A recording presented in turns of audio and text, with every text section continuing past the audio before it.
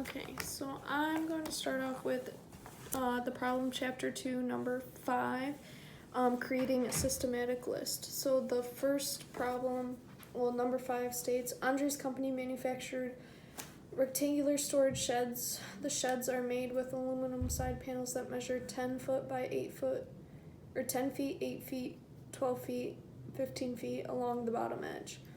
For example, one shed measures 10 by 10 feet. Another possible shed measures 12 feet by 15 feet. List the measurements of all possible sheds. So first we have to create a systematic list, and label it properly. So first we're gonna label it all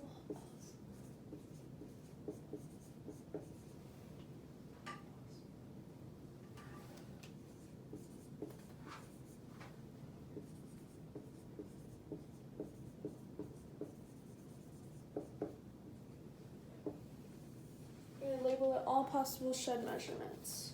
Okay, first, so we know that the aluminum side panels measure 8 feet, 10 feet, 12 feet, and 10 feet. So start with 8 feet, 10 feet, 12 feet, and 15 feet. Okay, so it tells us, example, one shed possible measures 10 by 10. So we're gonna put that under this category. And FT means feet. And then another possible shed measures 12 by 15. We're gonna put that in this one.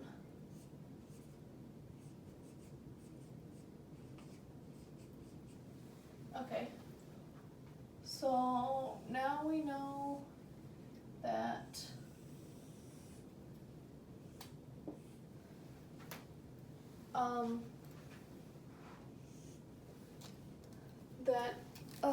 they can repeat, each side length can repeat, and then we can use other lengths to get the rest of it. So we'll start with the 8 feet. So we can do 8 feet by 8 feet. And then we can do 12 feet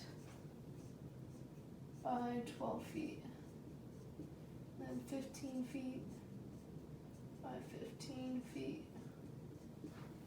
So that gets all of our possible with the same side length, so it's like a square. And then now we have to list all of the other ones possible. So we can do 8 foot by 10 foot, 8 by 10, and then we can do 8 feet by 12 feet, 8 by 12, and then we can do 8 feet by 15 feet.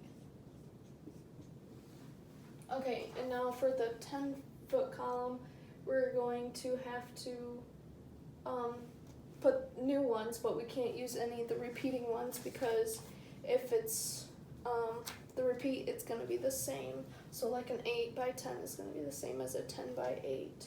So then what we have left is a 10 foot by 12 feet and a 10 feet by 15 feet. And then here we already have the 10 by 12, so we don't need that. And we have the 8 by 10, or 8 by 12, so we don't need that in this column. And then all we would need is the 12 by 15. And then there's this one, and then that's it. So this is a systematic list because it's organized and by row and column, and I can go down the row with the dimensions. It's easy to read. Anyone should know what the X means because anyone who's trying to build knows that it's like a dimension. And then it's easy to read and anyone could understand it. Then what I learned about a systematic list, that they need to be easy to read. You have to make sure you are able to separate everything so it makes sense to everyone. Separate everything like correctly. It's used everywhere, so everyone really needs to know how to create a systematic list and read one. They're used in like airports, movie theaters, and bus stops.